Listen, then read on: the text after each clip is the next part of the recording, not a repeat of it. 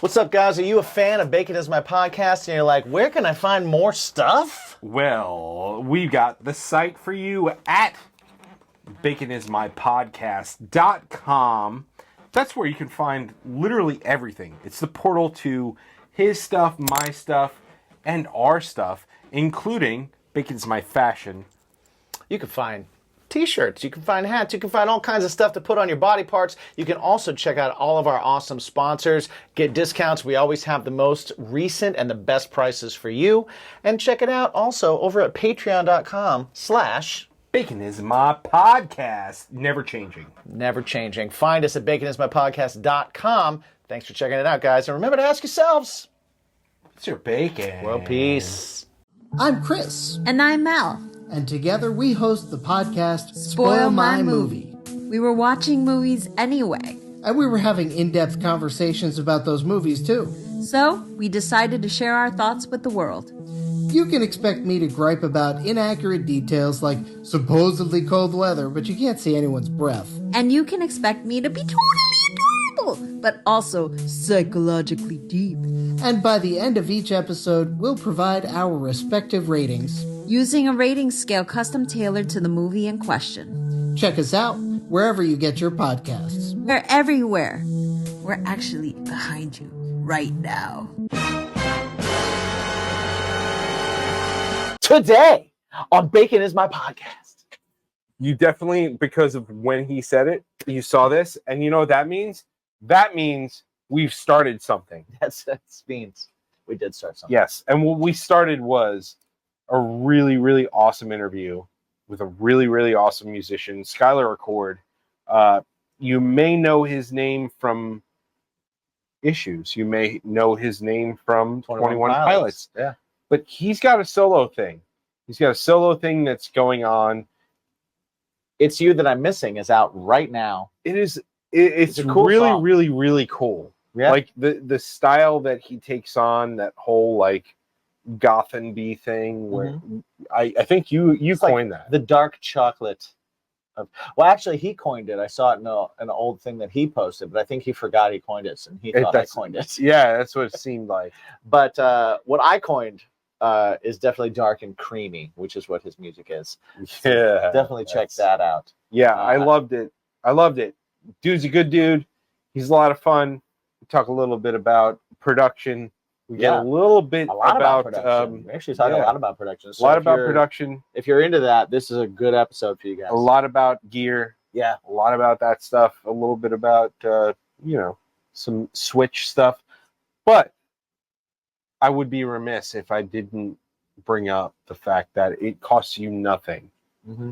If you enjoy this, real quick, hit a like, hit a subscribe, hit whatever. You could have already done both of those things. You could have already done both of those things. Yeah.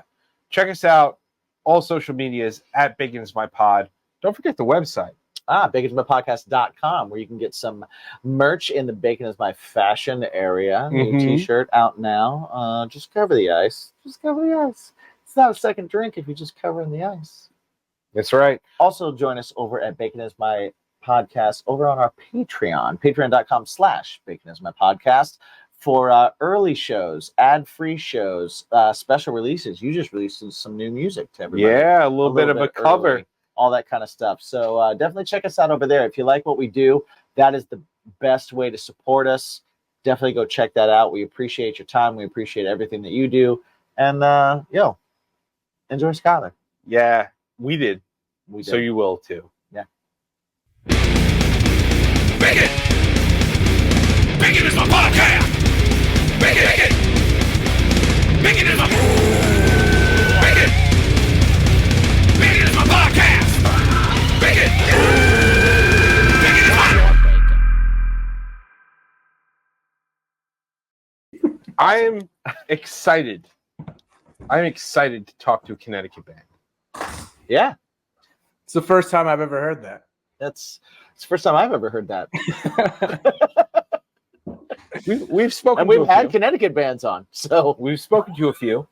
Yeah. But what I like talking to Connecticut bands about is their venues, because you know me. Yes. I live in Long Island, right? Yes.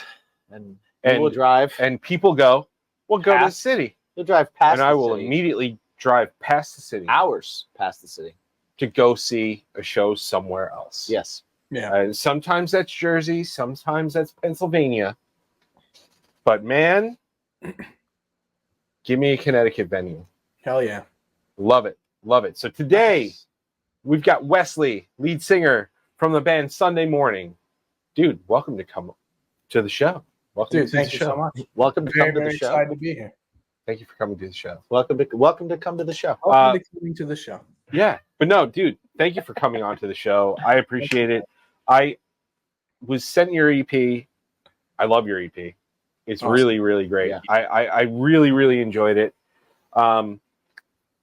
That's honestly what made me want to do this, because we get pitched stuff constantly, and we do. We're like, you know, and you guys were a standout. And the first time we were going to do this, didn't work out, Mm-hmm. and I was like, you know what, we gotta reschedule this, because I actually do like this. I actually like this band. And then today, things got messed up. Things got crazy today. Things got a little messed up. And you know what? There was a little part of us that were kind of like, I was like, these guys are full of shit. They're big time in us right now. They saw how we were booked on Bacon Is My Podcast. Right, right. Okay. They're like, we can blow this one off. We could blow this one off. Yeah, right. But Oh my God. I did.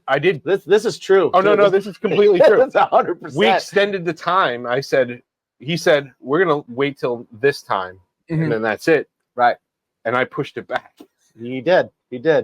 And then we heard from you guys, and I was like, cool, we'll just swap it, because it just turned out that it worked out. It was very important. It was very important to me that we got to have you guys on, and we could share your music with our listeners, because again, I do believe in it. I like it. I enjoy it. So I don't usually say these kind of things before. That's true. You don't. Yeah. Well, I am absolutely honored, for real. Like it's really cool that you guys. No, I'm not even trying to be an asshole or anything. Like I really am. Like I'm sorry if I come off as like not genuine, but I really am like truly honored that you guys like really enjoy the music, and you know, I'm really happy to be here and be talking with you guys tonight. Well, it was really funny because, you know, when you first, like, you got on, you came on before our time and stuff. Yeah. And then we started talking, and you went for your drink, and we already we caught the vibe, and we were just kind of we looked at each other. I was like, yeah. all right, We're gonna get along just fine. all right, this is cool. This is cool. But yeah, dude, like I'm excited about your new EP and stuff like that. You recorded at Voodoo, which is Long Island. Yeah, it's out our way. Studio, absolutely. Incredible drum sounds at Voodoo. If you want big drums, go to Voodoo. Fun fact, I went to school. Well, Voodoo wasn't at the location that it was at now. Right. But when I went to engineering school, I actually learned at Voodoo at its old location. Did you learn under Mike Watts? Yeah. Well, yeah, he oversaw stuff. Yeah, he let us use the studio. Like, he would roll in at like 7:15 in the morning, and he was just like, "Oh, man is built different." He is. Yeah. So, but yes, I learned quite a bit under Mike Watts. Yeah, very nice guy. Good dude. Good dude. Yeah, I noticed. So one thing I noticed by like listening to your whole catalog, like going back and checking out everything from like the earliest recordings, is you guys have always had a real like pro sound. There isn't this like, you know, when you listen to bands and then you go back and you listen to their early stuff, you're kind of like, oh, this is where they were still There's a gap. figuring out their sound and figuring out who they were, and then here's where like they had a little bit of money, and so they put money into it, and there's a definite like ramp up in quality of what's going on. You guys have had like really solid like who you are, what you sound like, and a pro sounding recording from jump, like from day one, which was really impressive to me. I thought that was super cool. Because I don't have that. You can look back and you'd be like, yeah, that was done on a budget. Yeah, that's like always been really super important to us. And like I think like the main thing about that is that, we like always believed in our songs and always believed, that the songs that we were writing meant something, if anything, just to us, whether or not other Right. people would resonate with it or not. We really believed in it. And we thought the best way to kind of accentuate that was to, make sure that it was sounding, if you put it on a playlist with any other band that you listen to that's, much Right. bigger than us, it could kind of hold up with that. So we found gotta. that. Yeah. And that's, and, like we were definitely like conscientious about that too, not only about how we felt about the songs, but like when people are listening to them, what do they take from it too? Yeah, that's super important. Well, I yeah. think that idea of like whether it means anything to anybody else, it means something to us. Having that and holding on to that and keeping that the whole time, I think, is the most important thing. Mhm. Because until like once you record it and you put it out and then you go on stage and you perform it, then it's theirs. Yeah. But like until that point, it's yours, and it has to reach whatever vision you have. It has to match up to whatever you're hearing in your head, Your standard. and Exactly. and And that's not always easy to do. It's not always easy. We've had multiple mix revisions and stuff, and had to do extra days in the studio because it just wasn't where we wanted it to be. So that's a really good point that you brought up. That's Yeah. good. Yeah, I think that's awesome. I think that's really awesome. How much of the production or pre-production did you guys do on your own? Pretty much before you all even of it. brought it. Yeah, pretty much all. We for Forget-Me-Nots, we wanted to make sure that all those songs were very much like structurally sound. A lot of the production, and we recorded with Frank Mataratona, who was at Voodoo. A lot of, he helped a lot with like tone and, trying different guitar pedals and shit and just like kind of getting us out of our comfort zone with that. But in terms of pre-pro, like our songs were pretty much, I'd say like 90% ready to go by the time we were in the studio for like tracking drums. I think you have to do that. Yeah. Well, that makes sense yeah, with the sure. way that it sounds. Like you had to go in with that. Otherwise it's just too much. There's not enough time. Exactly. There's in. nothing worse than sitting in the studio and playing the same riff for like 4 hours. It's just demoralizing. Yeah. So, like, Yeah. The way I see it, and the rest of the band as well, like we're just like, all right, let's fucking know these songs inside and out. So by the time we get in, we could just do it. We know exactly how we're going to play it. But that's not to say that we're not open to opinion and to changing things on the fly too. But just to have that like basis of, I know what I'm doing and I know what I'm playing. We know where we're at. Yeah. There's a difference between changing things on the fly because you have an idea and still trying to figure out the damn part on the fly. Right. Because you're You know what? I hear stories of like bands like, bands that are like Green Day and shit. And like, they're like, I went and wrote Insomniac and I had no lyrics ready. I'm like, what? Right. How do you fucking be a mess, dude? How do you do that? Yeah, I don't get that either. Well, I think it's very much, it's a different way of living, right? So like Green Day. Funny. Here's $1 million and a bunch of studio time. Right. Exactly. So like, Westley, if you ever get a chance, and I sent it to him, there's a book called Sellout. I've read it.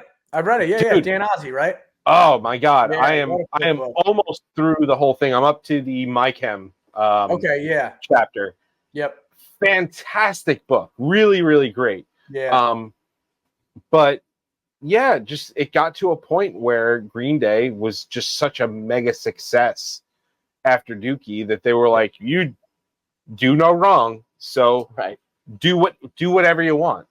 And it's wild because for me, Insomniac's probably my favorite Green Day record.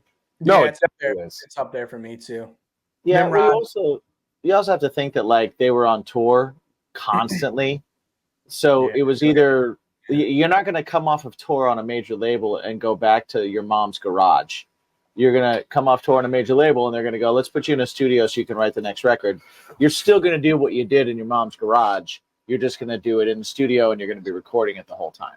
Yeah. So I think it's just a different kind of, like you said, it's a different like lifestyle. Yeah, it's a whole nother level of living. At Yeah. that Well, point. nowadays too, you got just because everything is so accessible, right? Yeah. So back when Dookie came out, they obviously didn't have a recording rig on tour with them. Right. Yeah. But nowadays, like, you know, the 2-year album cycle that most bands are in, Mhm. like you got bands like Beartooth, where Caleb is literally on tour writing the next record Right. Yeah.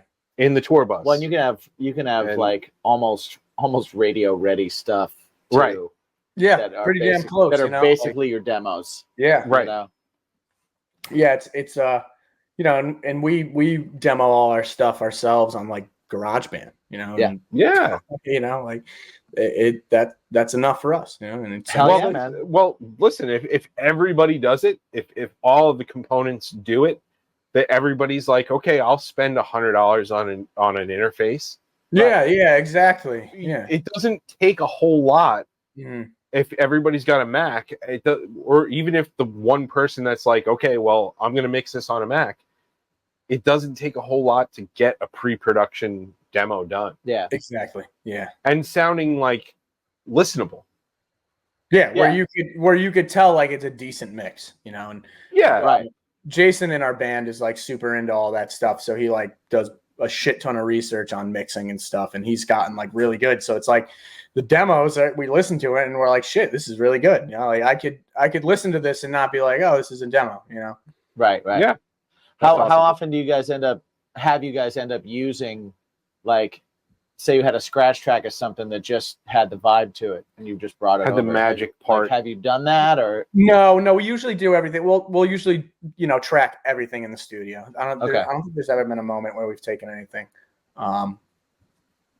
Maybe like a synth or something, maybe, Right. you know, just something like that was just created. But in terms of like live instruments and drum, you know, and vocals and stuff, it's always in the studio.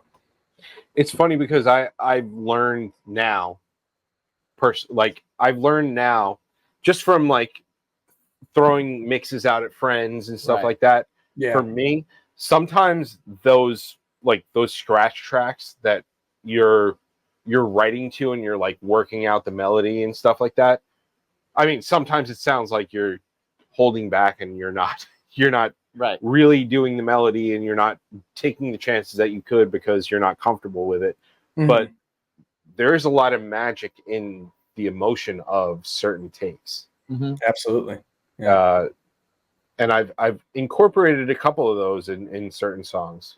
Oh, we've more definitely, recently. like they've been studio scratch tracks. Like, hey, sing over the instrumental here so that our producer knows where things are and has an idea of what the song is. Yeah. And Sometimes then- you just catch magic, you know? Yeah, Yeah. it's like Sometimes oh, you we're take. keeping this whole verse, you know, Yeah. or this line even or whatever. So that's definitely happened for us a bunch of times. Yeah, and that goes back to like what we were talking about when we first mentioned Third Eye Blind. Like the delivery of vocals is so important.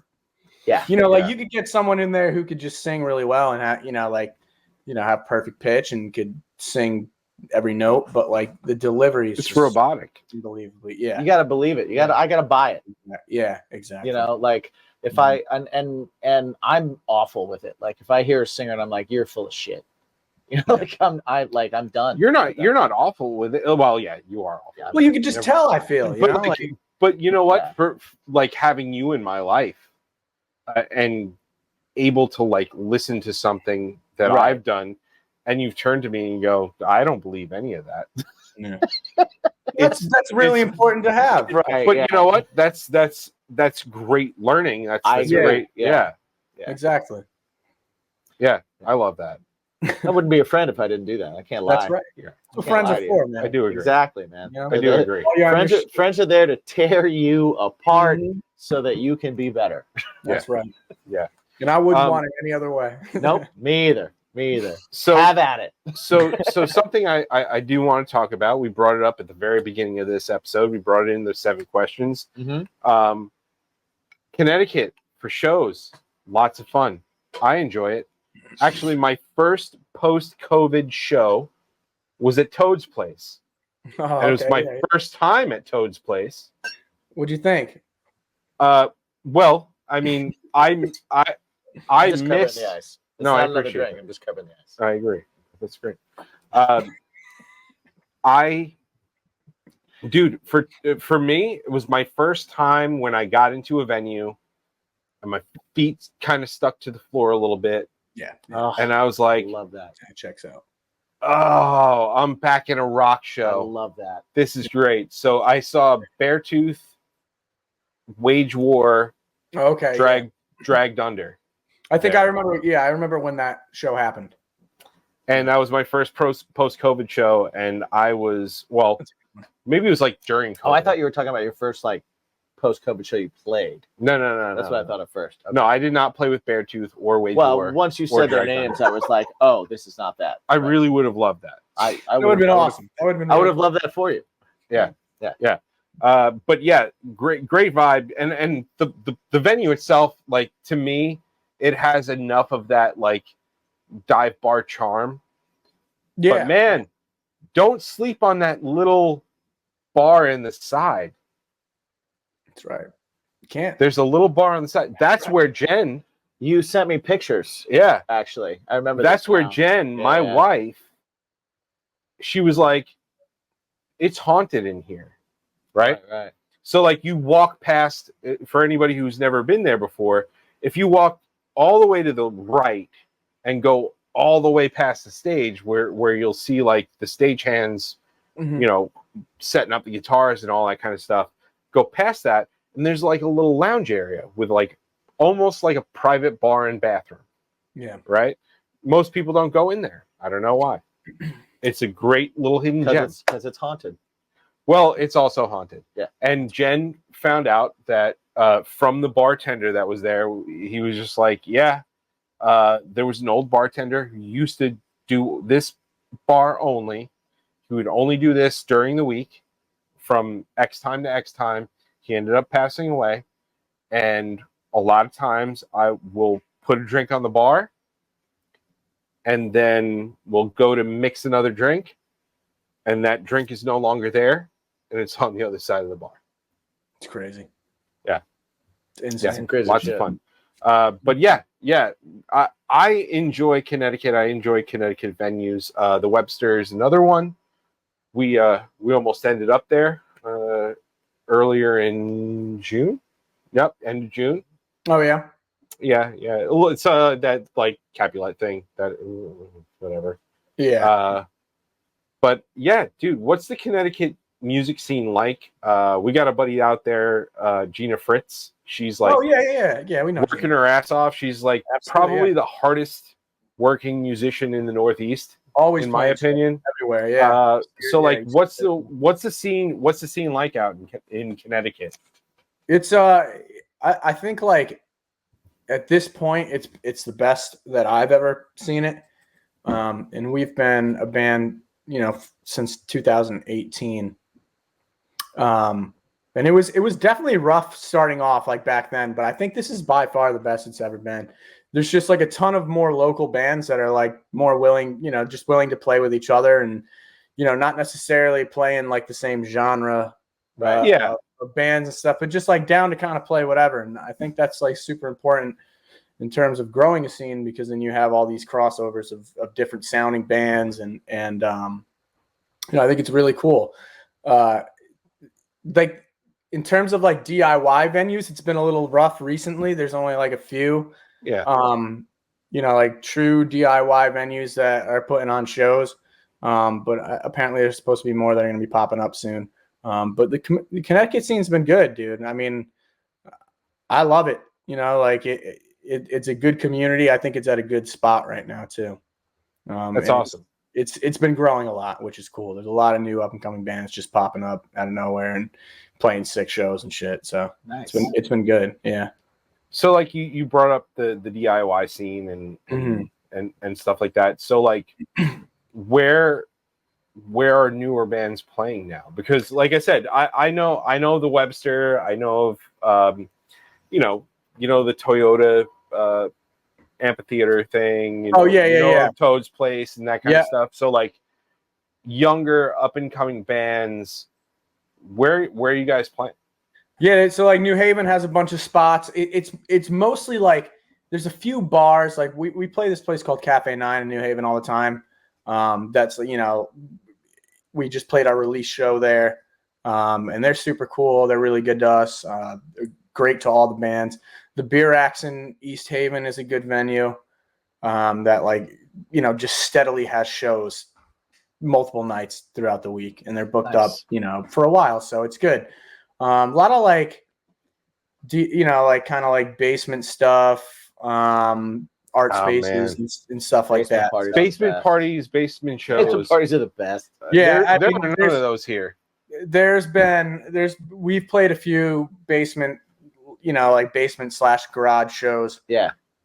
In like Southern Connecticut that have just been absolutely fucking insane. Like, it's awesome. It's really cool to see that people are still like that's the shit that that's what DIY is about, man. Just like finding a space and then hella people coming and just having a good time.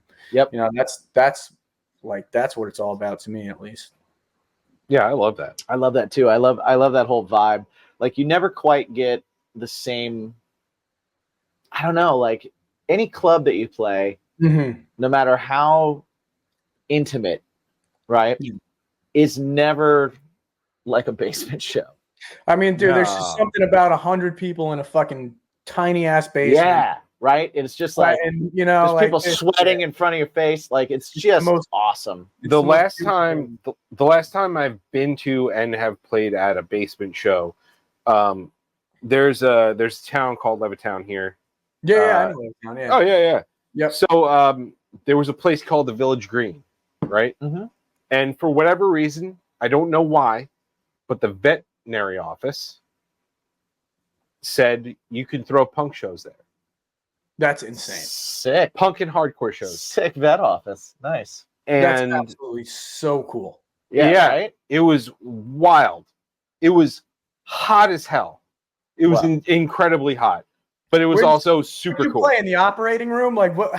What was this? No, it was literally the basement. It was the basement, and they'd have like these racks of like cat carriers. That is insane. Like cat carriers and dog carriers. Yeah. And it would just be like just these racks that they roll around and they like push them all to the side and they'd be like, okay, well, there's an open space where you can put a band. That's so fucking cool. And if you decide to put monitors there, which nobody can afford at the time, they were no. Well, figure out where the end of the stage is and everybody else can kind of fill in from there. That's great. Yeah, we used to play a lot of fun shows that. That's really cool. What's up, guys? It's Mike from Bacon is My Podcast. What I wanted to do is actually tell you a little bit about our new friends over at Arrowland's Natural Goods. They sent us over something called Beard Jelly. Wake Up Called Beard Jelly. Now, as you know, obviously, I am a beard guy. I have a lot of beard products. Everything from oils to balms to butters to waxes to you name it, I've used it. Best all-in-one is, without a doubt, this beard jelly. It gives you volume, but it also controls the fizz. It softens it. It nourishes my beard. I've been using it for about 2 weeks, and man, it feels really great. Right now, they have the original spice out. This is a high viscosity beard oil that has green coffee and peppermint oils, and it's been really, really great. I know that they're working on some brand new flavors, if you will, some aromas. So go ahead and check them out. Arrowland's Natural Goods. And always remember to ask yourself, what's your bacon? Did you guys not get enough? I know, listen. I know this has been a great episode, right? Give me some more. But you've heard some commercials, right? Give me some more. Including this one. Mm-hmm. Right? Give me some more. But where can you find actual real episodes without commercials? Early and ad free. Patreon.com/bacon is my podcast. He actually got it right. Well, I just said it because I knew you weren't going to go with the joke. But if you're thinking, give me some more, that's where you go. Patreon.com/bacon is my podcast. Sign up for one of the tiers, and you can get early, ad-free episodes, extra episodes, stuff with us cooking, stuff with us eating stuff that makes us make horrible faces. You know it. You love it. If you don't know it, you should know it, and you will love it, and you should go there, and you should never, ever, ever forget to ask yourself every single day, Can I see Bacon's My Podcast live every Sunday? yes, you can. And the second question is, Oh, what's your bacon? what's your bacon? Play like bass for a band in there. Nice. It was a lot of fun. But that's like the whole thing about the DIY scene. It's just like finding a spot and setting up and just playing, like, you know. Yeah, that's why it's so exciting, because it's always this like, oh, everybody involved in this right now is super hyped about the fact that they found a spot. As soon as they find a spot, they're just like, yes, Yeah, exactly. and then everything just kind of happens. DIY is like you're invested. Yeah, Yeah, absolutely. Like as soon as you're there, you're invested. yeah. You found the house, you're psyched. You got a PA, you are psyched. We're good. You to got go. bands to show up, awesome. Yeah, everything about it. What are you guys? What's your? What are you looking to do? Are you looking to get out? Are you looking to get out a little bit more? Are you looking to get out on the road? Yeah, we national venues. What's your what are aspirations? What are you working on? Yeah, we want to. I mean, this is what we want to do. You know, we want to do this. Right. We just went south. You know, the farthest we've ever gone south. We went to Virginia, North Carolina, and Maryland on a weekender. Nice. Last Which month. has a fantastic punk hardcore scene. Yeah. Virginia was really cool.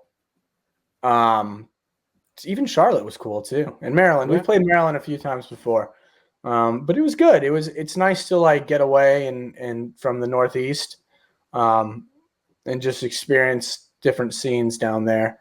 But you know, it's cool. Like it's a lot. Like it's cool seeing all this shit, because like you can kind of tell that like DIY is alive and well, and like, you know, people are coming to the shows, you know, and there's a bunch of good local bands everywhere you go. You know, and that's the cool thing about it. It's just like listening to all these other bands and then hearing them and booking them and you know, just kind of building that community. West Virginia's a spot not to sleep on. Yeah. Also. Oh, really? Yeah. Yeah. I mean, it was pre-COVID, but we played a spot there called the Rocket Club, and it was basically a double wide trailer on the side of the road. Oh, that's so sick. And we got there, and we were on tour, and they said once you get off the highway, you can't use your GPS anymore. So you're gonna. Then they gave us landmarks, right? And so we're looking for landmarks. And we always, whenever we're on tour, we like to get into, if we can, we like to get into a place like way early, so that we can find we like to find tattoo shops to go talk to people, and you know, all the spots to go promote, you know, like hand stuff out and see what people are into. You mean not social media? Not social media. Oh, okay. Yeah, I mean, like look people in not the a eye, Facebook ad. Look people in the face. Yeah, like actually have a meaningful conversation with someone. Right. Yeah, like that. Wow. That thing. Wow, that's Crazy. a thing. That Forgot thing. about that. You know. And what was cool is every single place we went to, as soon as we brought up the show, people knew about the show already. We're already going. They were like, "Oh yeah, Rocket Club," and we were like, because when we first saw the place, we were like, "Oh shit, okay, this is either going to be awesome or it's going to be terrible." Yeah. There's no in between. Let's go try That's how every show goes. Well, yeah, exactly. It's gonna be really good, or it's gonna be really bad. Well, you have some places where you're like, bad means that everybody's there, but nobody's there that wants to hear a live band, but they're there because it's the bar in the area that they go to. So true. This was like, there's either going to be a lot of people here or there's going to be no one here, because it's not a venue, it's not a bar, it's not a place. You couldn't serve there. It was a trailer on the side of the highway, right? We were like, what is this? But everybody we talked to was like, "Oh yeah, Rocket Club, yeah, we're going. We know about the show." We were like, "Are you fucking with me?" Like, We'll have to look that up, man. That sounds. Really I don't know if it still exists. I Yeah, hope yeah. it does. I really hope it does. Well, didn't the floor break out? No. It was great because half the floor was just dirt, and that's where the band was. And so we were just on this dirt floor, and then it was basically like two double wide trailers that were like smashed together. Mhm. And over on the far side, there was like a little bar area where they would serve like Monster Energies and sodas and waters. And there was literally like 100 kids packed in this thing, shoulder to shoulder, wall to wall, directly in front of us. And we couldn't move. We could just play where we were. And it's, to this day, it's my favorite show that I've ever played. Yeah. Ever. That's awesome. That's so cool. And I love it- hearing it, shit like that, man. Yeah, It's it was awesome. it's the best. So Yeah. I hope that place is still there. If it's not, and someone's listening that knows about the Rocket Club, tell me what happened. Hit us up. Give us your Rocket Club memories. Yeah. Oh my God. Tell us where else to go in West The Virginia. Cool, yeah, let us know where else Right, to go in yeah, West yeah. Virginia. Because I'll tell you what, the kids and the people that came out to the show were just insane. Yeah. We were the lightest band on the bill. We're never, we're like not heavy enough to be with heavy bands, and we're not light enough to be with pop bands. We know all about that. Yeah, it's just what it is. It's what it is. And not only did they give us a chance, but they were just getting off on everything. Every Yeah, single that's band was awesome, and every single person in the room just was there to rage to whoever was on. Yeah. That's And it awesome. was awesome. Just happy to be there, you know? Yeah, they were just Yeah. like, "There's a rock show. I'm Yeah. doors to doors. I'm gonna rage." And it was. And it's the not best. like that, man. It really isn't like that, as often, when you play shows and stuff. No, it's pretty rare, man. Yo, where did you get the creature mugs? And is it part of like a mug set with all the creatures, or I have is it just Black Lagoon? I have Frankenstein too. Okay. I got it at CT Horror Fest. Nice. Yeah, but I think they have an Etsy shop. I'll have to look it up, and if I Okay. find it, I'll send you the link. Yeah, definitely, man. But yeah, dude, it's sick. It's like laser etched, That's awesome. and I they're love that. dishwasher safe, so you can put it in the dishwasher. That's great, dude. Yeah, I got them for like $10 each. Yeah, we should jump into some of that. Are you all right? Got it all out? How was your piss? Was it good? It was great. It was great. Did you have Well, a good now stream going? It's like it's that time where I kind of stop going into the house and just start stepping. Just behind peeing the garage. outside? Yeah. Yeah, Man. yeah. So it was I love great. a good pee outside. I really do. Absolutely. That's my Sunday. That's my Sunday. Just pissing outside, baby. That's you know what I mean? Like sun up to sundown. That's Sunday. Sunday is pee outside day. Is That's beautiful. PP on Sunday. People Sundays. We were talking about why you were. We were talking about the MonsterVerse. That's right. Okay. We yeah. You're chatting I it know. up. I That's know. fine. I'll like. But if I'll- you I'll wanna create a. come back in, No, let's keep going. I am stoked because next year, Universal Yeah. is going to be putting together a new park. yes. It is about 12 minutes away from the core parks in Orlando, Mhm. but it's called Ultimate Universe or something like that. And they have the Super Mario World, which they are going to do the Donkey Kong World attached to it. Awesome. Super Mario World in California, I went to. You went to, And it was I know you went to awesome. Oh, shit. They're gonna have the super cool. Donkey Kong World too? But Yeah, yeah, yeah, Donkey yeah. Kong World's Oh, gonna be yeah. I awesome. love Donkey Kong. Yeah. It's cool because you have to go through one of those pipe portals to get to the Donkey Kong world. That's so cool. Nice. That's from sick. the Nintendo world, right? Mhm. So, it's supposed to open in 2025. We're hearing summer or so. They also have a How to Train Your Dragon world, which I was like, I didn't know was that popular. Yeah, But apparently they have like okay. 7 movies or something like that. Yeah. No shit. Are you serious? Something like Yeah. that. I mean, I might. Well, they're made up building that a number. whole theme park But yeah. around it. Yeah, they must I mean, have some traction. There's a I guess. number of them. It'll yeah. be the first to go, but Oh yeah. hey, Right. listen, whatever. They They gave also me- have a new Harry Potter world. Harry Potter it's world's about, great. It's a well. This is Butterbeer is awesome. this is the Ministry of Magic, Oh, okay. so it's all about shit, for real? yeah. I've So never it's been. I haven't even been to the original one, and I really me want to. neither.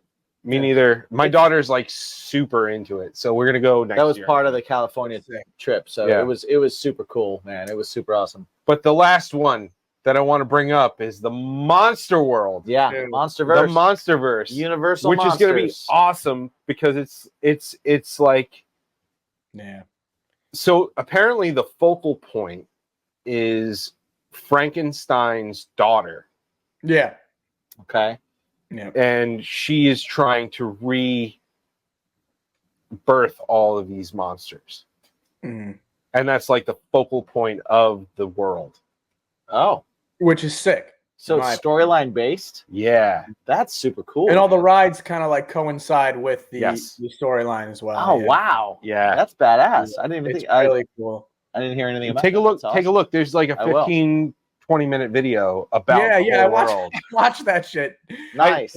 There's a new one that came out. It came out like 2 days ago. Oh, are you? I didn't see that one then. Yeah, I think it's called Theme Parks 101 or something. Okay. And it's a guy he's got a British accent and stuff, Oh, and he goes way deep into what's going on and what the attractions are going to be. Yeah. And what's really, really cool about this part is they really want to make it immersive. They Mhm. really want to make it, but they've never done it before. It's not in any other park in anywhere else in the world. That's awesome. It's sick. They're gonna have like Dracula's Tavern. Like you can go eat Yeah. at Dracula's Tavern. Shit. They got the I'm gonna burning go to smell. Dracula's Tavern. Yeah, it's gonna be crazy. I'm Yeah. definitely like I should probably start saving right now to Yeah. We should all go. we should. Yeah, We should. All I go. am going to go in I would be 2026. right. Well, yeah, Like, that's what, that that's would be what they sick. said, right? 2026. Well, they said summer 2025. Okay. The way I see it is that they're going to have all the kinks worked out. Yeah. The Right. when it comes to the new I don't know. coasters and stuff like that, I kind of want to go on the rides when they're still. they got to dangerous. tighten some of the bolts a little bit to work on the physics and whatnot. I don't know. I kind of Give like. me- you like a you year. like a little excitement, don't you? I like going on them when they're like. I love going on rides. I love going to like a new theme park and someone's like gives me some lore about somebody dying on some ride and I'm like, oh, that's the ride I want to go on. That's Well, that's That how has to King be. to Ka used to be. King to Ka. King to Ka Yeah. in King Jersey. to Ka, that's right, King to Ka. Dude, Very- Yeah. I went there with an ex-girlfriend of mine, and she was like, "We have to go," and I was like, "Fine, let's go." I mean, sex, fine. And we went, and we waited online for like 3 hours, and this was like we got there at like 7 a.m. for Right. the rope drop and everything, and like we waited so long, Yeah. and they kept shutting the ride down because they opened it, but between riders, what they would do is they would have, okay, here's actual riders. Okay, we're gonna do 2 with dummies, Oh, dude, I would love to ride a roller coaster with a dummy. and they That would do be fun, they yeah. do Right? runs with just dummies. I just want the photo. And there were dummies coming back. Right? There were dummies coming back from the second run with no heads. No way. I Yes. mean, geez, yeah, but dummies are fragile. It's not like a human. So what they would do is they would go, Yeah. they would go, and they would fix whatever they had to fix. Right. They'd do another run with dummies. Everybody come with all their parts intact. Right. They'd let another run of people on. Everybody enjoyed it, and then they'd throw the dummies back on. Right. And after this, they do one. Okay, we're good. The second one, Oh, no man. heads, No heads. and then they fix it. I want to be on a calibration run. And that's what King Ka was. That's great. so That's what funny. King Ka was. Could you It was imagine wild. waiting in line, like, and just seeing those dummies come back with no heads? I'd be What? Well, Well, we didn't you believe it. imagine being next. We didn't believe it. And you're just like, what? We Why? didn't believe it. Yeah, we you're didn't like, believe you it. gotta be fucking with us. Right. But you get to a certain point where they're like, yeah, they're only letting like every 6 runs. There's one. You can't sit in group of this people. seat because every time this seat has gone by, they've come back with no head. Yeah. You just get decapitated. Right. Yeah. It was so wild. It was so wild. insane. But dummies are, they'll inertial pull them right out. Listen, Yeah. man. Crash test human won't do dummies. Remember those guys? Yes. Well, not the band. I mean the fun cartoon. Well, those still exist. Oh, the cartoon. Well, the No. band, of course. No, I mean like the actual crash test dummies still exist. They still use those. Oh, okay. Once there was this girl Yeah. who Got into an accident. Couldn't come to Right. school. Yeah, right. Exactly. But like, yeah, I love the MonsterVerse. Like, what got you into that stuff? I grew up watching, just watching all of them on VHS. Nice. I guess my dad kind of like must have just had them, and I was just like fascinated by it when I was a kid, and that fascination continued to where I am today. I still have like all the VHS and stuff, and I have a little VHS player here that I use, and I watch them. I mean, That's watch, awesome. I probably watch at least once a week, like at least one monster movie. That also explains your band releasing cassettes. I was just going to say, the cassette thing makes a lot more sense now. Yeah. Right? Yeah, it was just something that we needed to have, Listen, man, my fondest memories are with cassettes. Yeah. Are they? Oh yeah, for sure. Using a pencil to roll it back in. Yeah. That's Well, right. if you were an idiot about it, or if you're Just rewound them. tape You player I know? was gonna say, man, the tape got stuck in stuff every now and then.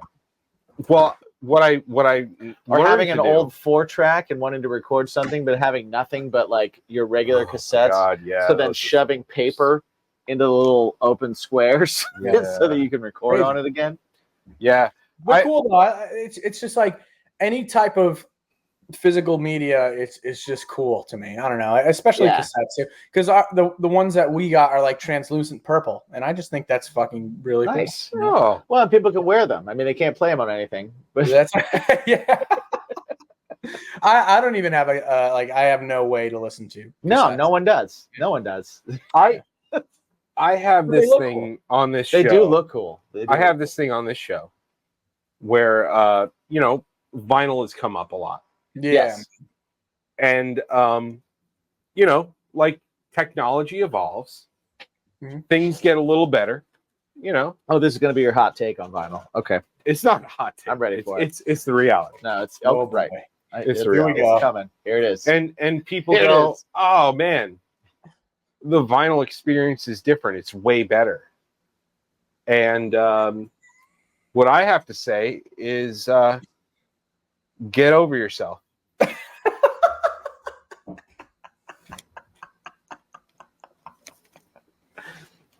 Right. Yeah. Get over Yes. yourself. From Bacon's My Podcast to you.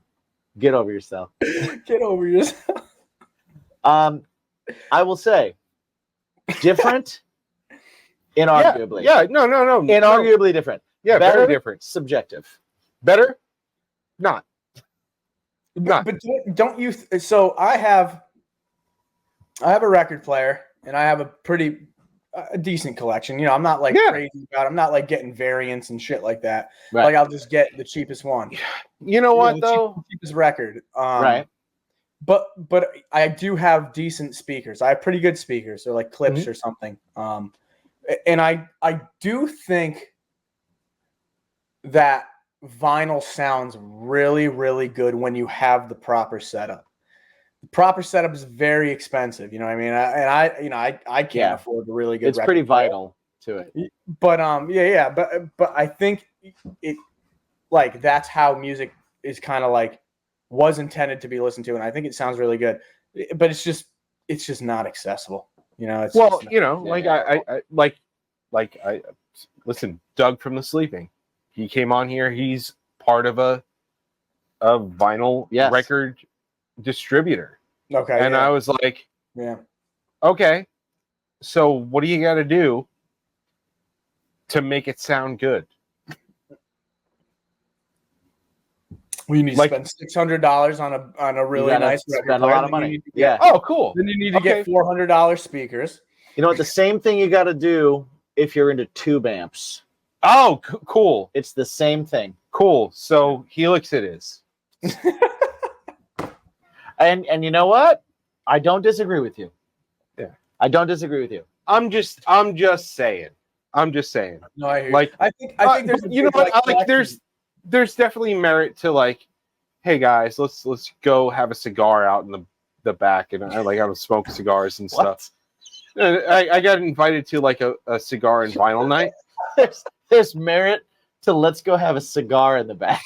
Let's go experience Let's go this out back, have a record. cigar, and listen to some records. You know, That sounds, And it's like, okay, well that sounds like an experience, that but sounds like, predatory. why is it better? it is an experience. That's really all But it why is. is it better than?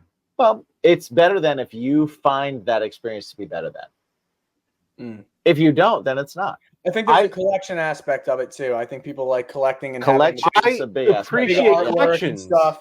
Yeah. I appreciate collecting something, I miss vinyls having purely because of the Yeah. amount of usable space for art and different Yeah. things that you can do Yeah. with a vinyl. no, I even miss CDs yeah. for Yeah, being 'cause for yeah. the you had the booklet on the inside where like Yeah. you know, and I think there is something to like I think there is something to that. I think there is something to I opening agree. a CD and flipping through the lyric book, and you know each page had a different picture, and then you had all the producing and engineering credits and shit. Yeah. I think it adds I love all value. that. I think it adds value to the product because Yeah. in your mind you're looking through it and you're doing all this and you're seeing all this art, or you're seeing credits, or you're seeing now you don't even see credits for a song. You don't even see Mhm. maybe some artwork that's like you a got to scroll digital all the way to the bottom. digital of Spotify. thumbnail, like all this Yeah. stuff.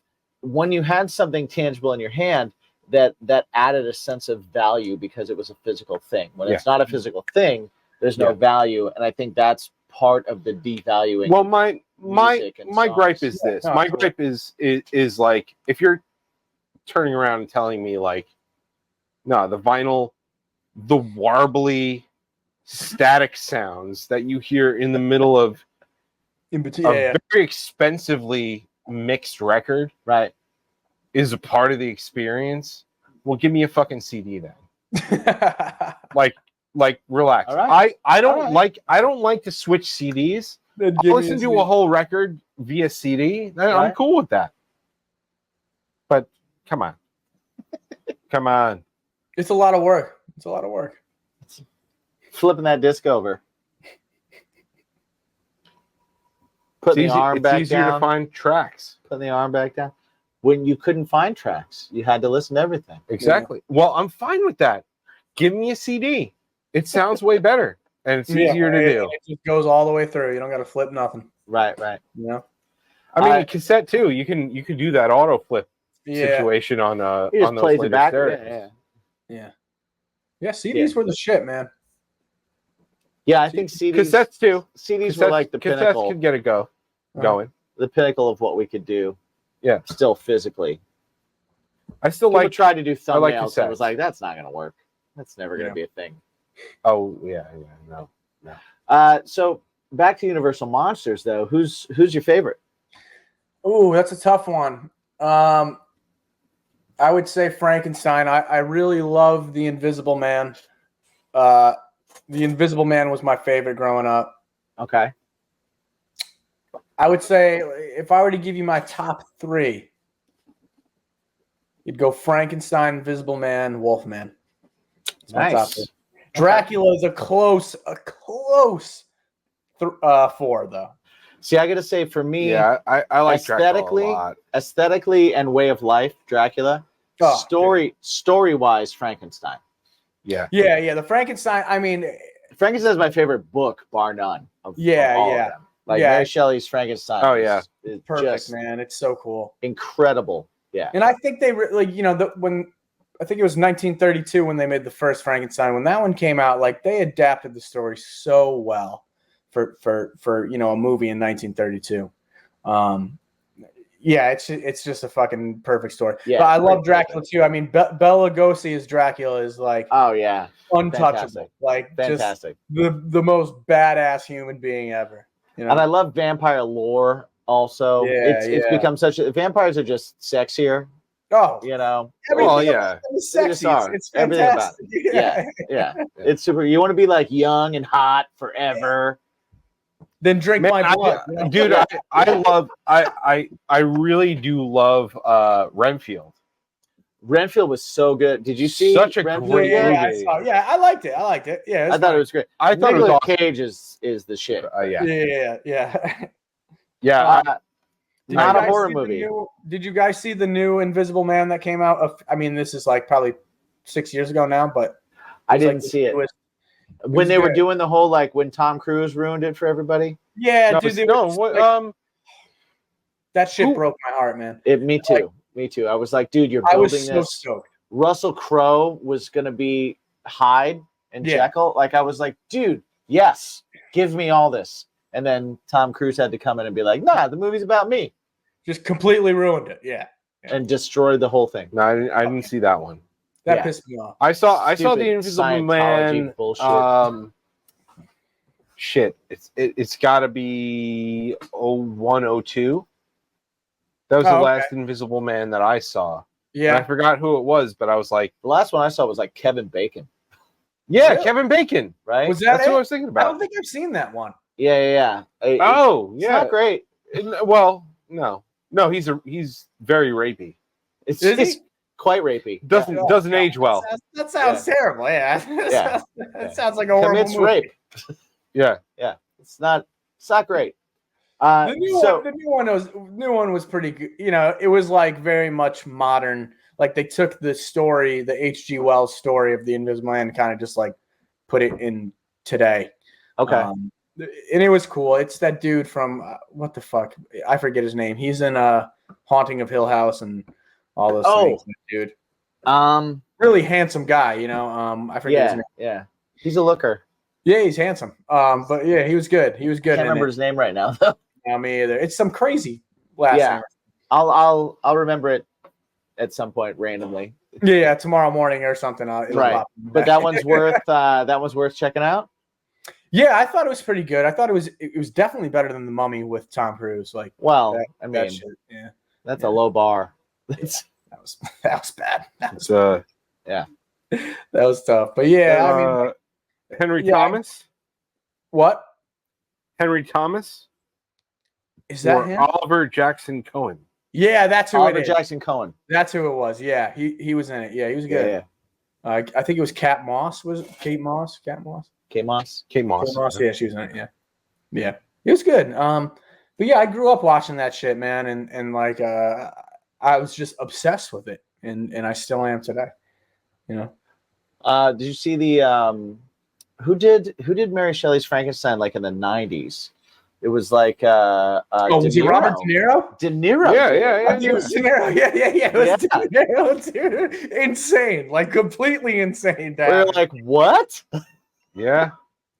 That shit was wild. Well, you got to figure like these characters are timeless, right? Yeah, these are Yeah. eternal. These are Mhm. they're, like you can't get any more timeless than that. And also like in terms of a character that's completely misunderstood, Mm-hmm. it's all of them.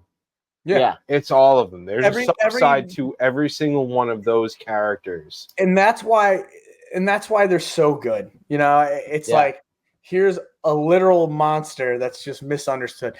This you know, Frankenstein just wants to make friends. You know what I mean? He just Yeah. absolutely kills that little girl. You know, like Right.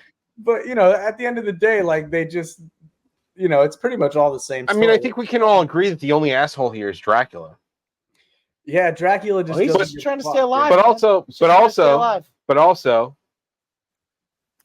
lots of sex scenes. Dracula, man. Yeah. Dracula. Vampires are quite literally the sexiest thing ever. You know? Yeah. Except for Twilight. Come on. Yeah, they really Less drop. sexy. Yeah, you can't bedazzle a vampire. and make Yeah. it No, you sexy. can't. You can't. It's not. I love glitter, There's a certain I'm a edge. fan to of glitter. vampire. Yeah. right? But glitter is strip club accoutrement. Or Neon Skyline show. Yeah, for yeah. Trema. Right. Still, Have you guys seen? It just came out within the last couple of years. The Last Voyage of the Demeter. I saw that. I loved it. Did you Dude, like it? I loved it. I thought that was a great adaptation. I of did Dracula. not see it. I think he was loved it. crazy. Like they've made him scary as fuck, and like I think that's how it should be. You know, I think so too. I absolutely really like it. Yeah, I suggest watching that one. It's good. I feel like any of those characters that need to be threatening in any kind of way, it's Dracula.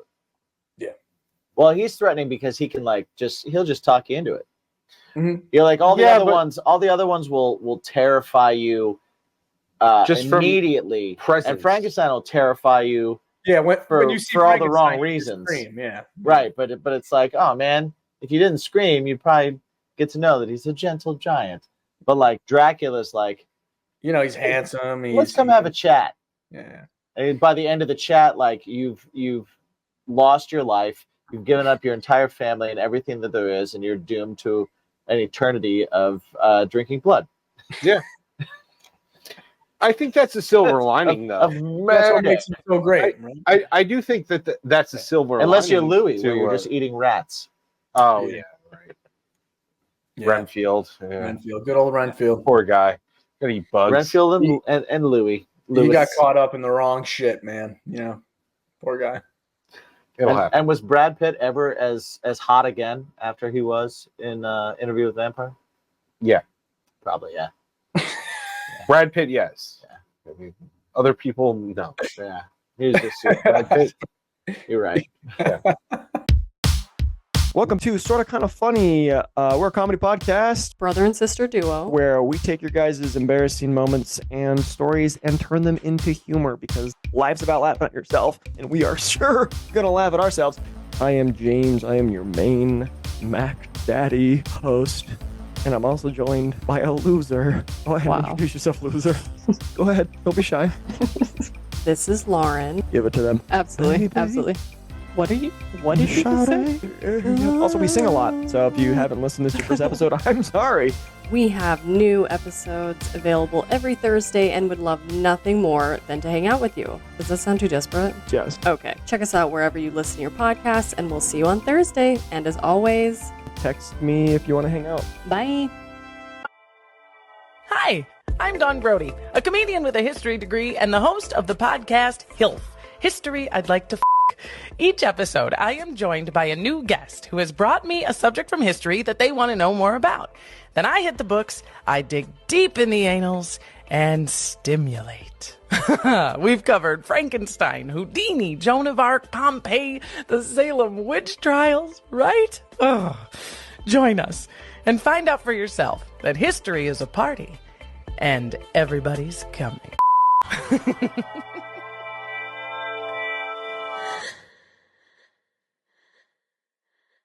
Brad Pitt was the Invisible Man in Deadpool, and he was still hot. That's true. Chill. That's right. That's true. That's right. Let's chill. I think Legends of the Fall is the movie where Brad Pitt is the hottest ever. I have Because to he's see like that. he's like a pirate through part of it, and he's a cowboy through part of What? it, and he's like No way. he just does it all. He just does it all. Dude, he's hot in Snatch. You know why? You know why? You don't understand a word he's saying. You're like, okay, let's do it. God. Let's do it. If we're talking about hot Brad Pitt movies, Bullet Train is fantastic. Oh, great movie. Bullet Train, yeah. It's Great movie. And Great movie. if you look up on YouTube, the outtakes from Bullet Train are even more fantastic. It's so odd because again, like I think I've said this in a past interview. My son is incredibly obsessed with Godzilla and Kong. Yes. And okay, word. I got the some new Godzilla movies shit back there too. Oh, nice. Yeah, I'm a Godzilla head too. Yeah. Got to get the kaiju in there, man. Kaiju man. Yeah. But the oh man, what's his name from the Godzilla versus Kong and Godzilla X Kong? Okay. He was in Bullet Train too. He was. You know what I'm the talking dude from about. Eternals too. Yes. Yeah. So I had Gavin I watch can't remember his name, but yeah. I had Gavin watch like an interview with him, and because he's got the British accent, Right. and he's like, "Wow, what's happening?" And I was like, "Yeah, That's what acting is. that's acting. That's acting, baby. He's That's like, it. this is an accent." I was like, "Yeah, hardcore, right? Real hardcore. Welcome to life, That's Right. sick. son." Yeah, Welcome to life. Trust nothing. yeah. But Bullet Train was great. He was Aaron whatever. Kick-Ass's Aaron Taylor Johnson. yeah, Kick-Ass. Yeah, Kick-Ass. His accomplice. Kick-Ass or from Avengers. Too fast for you. So where does your nerdery go? So we got Universal Monsters, we got some Kaiju and Godzilla. What else we got going on? Talk about pop. Yeah. I think so Universal Monsters is definitely my first. I grew up watching a lot of Godzilla and kaiju related things. I really fuck with Star Wars and Lord of the Rings. Those are probably that's like good ones. That's where it ends, I think. After that, what's your I guess Reader's Digest version of your opinions of the shows for both Star Wars and Lord of the Rings? How do you feel everything's going? You know what? I haven't seen any of the Lord of the Rings ones. Okay. But the Star Wars ones, what was it was Mandalorian was the one that kind of kick-started all. Yeah, Mandalorian was first. So like Mandalorian season 1 and 2 are like unbelievably good. Excellent. Yeah. I think it's tough because they get into like a certain formula that they use to draw out the seasons, and I think it ends up becoming a little predictable. I wasn't crazy about the Book of Boba Fett, and I was really, really excited about it. I think a lot of people. I was upset at myself for how much I wasn't into that. Yeah, and I think I don't know, like I can't tell if it was just like my expectations were way too high because I love Boba Fett and I love the lore behind him and shit like that. But I also think at the same time it just wasn't like the greatest action-packed season because it's tough because you had to live up to Mandalorian season 1 and 2, which were like untouchable in my opinion. When you're also building something into Boba Fett, who's a character that had 15 seconds of dialogue in 3 movies. Well, and we've just attached everything else to him because of like how cool he looked and how cool he was. And then if you dove into stuff and you read stuff, they wrote him like a badass, right? Mm-hmm. And then it's like nothing's gonna live up to that. I thought it was cool. I thought it was cool the relationship between him and the Tusken Raiders. I thought that was cool that too. aspect. I thought that was really cool how he like learned from them and stuff. Because even like watching A New Hope and stuff, like I always fucked with the Tusken Raiders. I thought they were cool as hell. Yeah. So I appreciated that. And then there were so many other series. Bad Batch was good. Bad Batch, I thought I liked a lot. I thought. I liked Bad Batch. What was the newest one that just came out? The newest one was the Acolyte. Yeah, I haven't seen that one yet. I have to watch that, dude. It's good. It's good. Yeah, I've heard really good things about it. I really dug it. I had a few people that were like, "Oh, I don't like this. I don't like that," and I was like, "Shut your mouth." I thought it was really good. Like I enjoyed it. What about Obi? Did you like Obi-Wan? So I liked Obi-Wan, and then one of my buddies sent me. Someone did a YouTube thing where they took Obi-Wan and they made it into a 2.5-hour movie by cutting out a bunch of stuff, and I loved that. Yeah, I felt that was incredible. Yeah, because it just felt like it was just there was so much that was drawn out to just make. Okay, we have a story to tell. We can tell that story in 2.5 hours, but we need to make it into 8. Yeah, that's what's tough with, and like I mentioned, like the formula of how they kind of tell a story. It gets exhausting. Like we're total Marvel. We're total Marvel nerds. Oh, okay, and it's like so like like the Daredevil season 2 and season 3 on like Netflix were like 21 episodes or something. Right. It Like, was why? 21 Dude, 45-minute episodes. It's like, dude. I remember watching that first season of Daredevil and like shitting my pants of Yeah. How awesome Like, it is. dude, Well, Yeah. it's that because fucking fight scene down the hall where it was just like Oh my God. 5 minutes of him just whooping everybody's ass. It was Yeah. like, it's quite Well, literally I think insane. Yeah. what I think is important with like, especially with Daredevil, right? Yeah. So like Daredevil, his origin story deserves a show. Oh Sure. hell yeah. Hell Sure, yeah. right? That's my favorite But Marvel after- character by far. But Oh, but nice. after that, like you could make a movie of Daredevil, Right. and I don't understand Affleck- why. Don't well. We won't talk about that. Yeah. Have you seen I was Deadpool gonna say, Wolverine did you yet? see Deadpool Wolverine? Oh, I have to see it. I have to see it. I'm a piece of Okay. Oh my god! Okay. I know. That's okay. I know you want to tell. I know you want to tell the joke, and but we can't. So we can't spoil anything. I've been Damn avoiding it. spoilers. Yeah, But I tell you what, there's a fantastic Daredevil joke that happens in that movie, and it's a real Okay, quick one. cool. You might miss it, but it's I'll be there. waiting. Yeah, for it. it's there. It's All certainly fucking there. More. Yeah. But yeah. I feel like Daredevil. But what I'm really surprised that Disney has not done yet is. I mean, I feel like it's a no-brainer. Okay, you've got your streaming service, right? Right.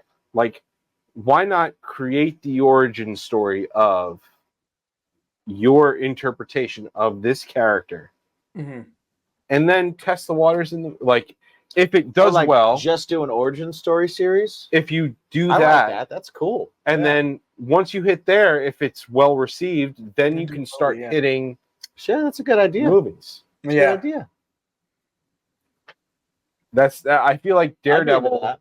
would be really good at that. I feel like That would have saved a lot of bad series too. You know? Yeah. A lot of like second and third series that like definitely didn't need to happen. Exactly. yeah, and it exists in the same universe already, right? So why worry about it? Just Right. put it into movie form.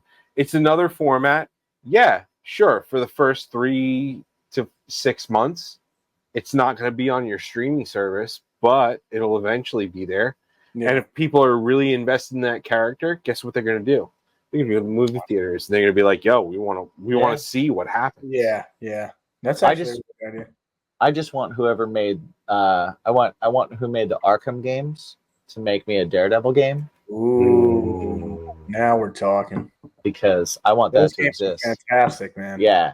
And Just I want that to exist. I want Sick.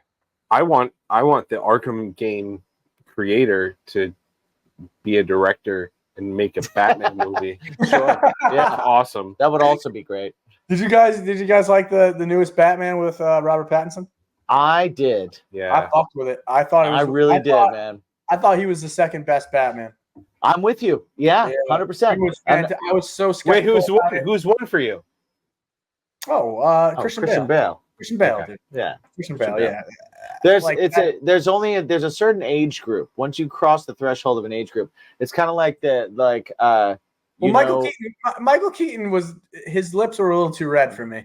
I don't know. It's just something about his face in the mask looked insane.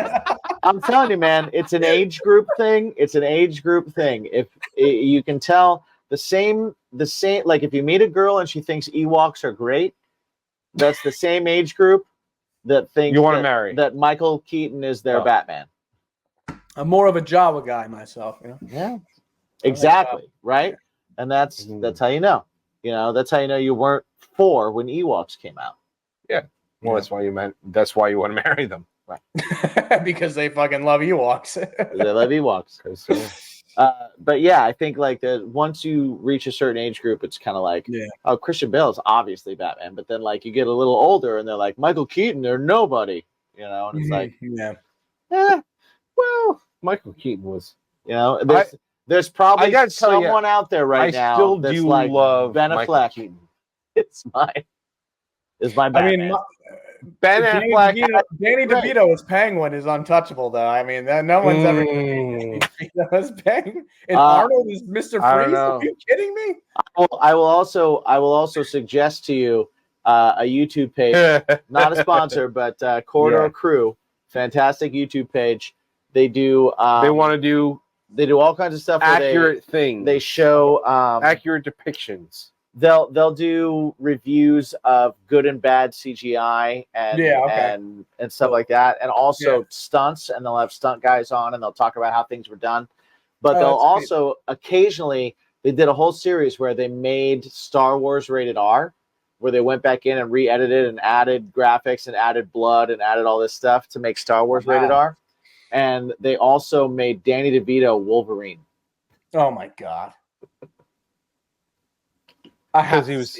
It's Corridor Crew on YouTube. Check it out. It's worth the watch. I'm gonna watch it tonight before I go to bed. It's very good. It's very good. A lot of good stuff. Love that. Love that.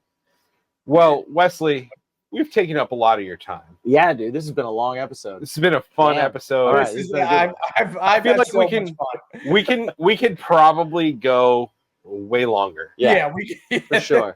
That being said, which just means we'll have to do this again. That being said, we'll just have to do it again. I'm so down. So before we head out here, let everybody know where they can find everything Sunday morning. Yes, because that's what we're here for. That's right. That's right.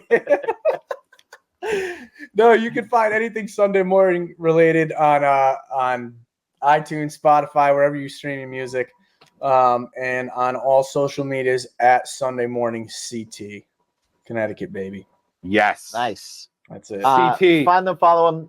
The band's awesome. Fantastic awesome. venues in CT, baby. That's right. Yep, the videos are fun too. As long as you pay for them, they're great. They're great venues. Mm-hmm. That's true. It's a major thing. You got to pay for them. That's well, whatever you're doing, go see Sunday Morning. Share them with other people. Right? Like I said this in the last interview. Like, a lot of people are talking to their friends about a lot of weird things over the last few months. You know what? Why not talk about a cool band? Wait. Why not talk about a cool band? I get a ton of DMs from friends about memes. Yeah. About things that people like. Oh, here's a YouTube video that I think you'd like. People sending me reels every day. Yeah. Oh my God. Yes. My brain could take. Let's start sending bands again. Let's start sending new music bands. Again. Share bands with your your friends. You would like this band. I care about you enough to know your taste. Yes. I love that.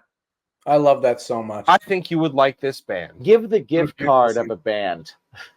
Give the gift of Sunday fucking morning. That was good, dude. Let's fucking go. That's right. Wow. That's what we call a callback. I like that. That was great. Insane. Good for you. That was impressive. In the biz. In this biz we call shit. Yes. Dude, thank you so much for hanging out. We appreciate you. We appreciate it. Everybody that is listening and watching, grab the links below. And like we said, share the band. Listen to Forget Me Nots. It's a great EP. It's a great EP. It's awesome. I think it's good. And Wait is out now. Check out the video. The video is fun. Some live stuff, really cool, like live video type stuff going on, which is awesome. Yeah, I love all filmed on a camcorder, so it's got that vibe to it, you know. And you know what? You see that, you know you're gonna love seeing the band live, so go see them live as well. Hell yeah, indeed. All right, but remember, most of all, very important, every single day to ask yourself, when you get up, first thing you do when you get up, because it'll put you in a good mood. Just be like, yo, what's that topping side or main course in my life that makes my life a little bit better? What is my whiskey? What is my Star Wars? What is my Universal Monsters? What is my what is my music? What is my thing that makes my life just a little bit more better? Yeah. Well, I'm going to defer this to Do you Wesley. remember what the question is? You know what the question is. I mean, I think so. It's a question. But Wesley, do you remember what the question is? What is your bacon? What's your bacon, baby? Come on. Yeah. Let's go. What's your bacon? Goodbye.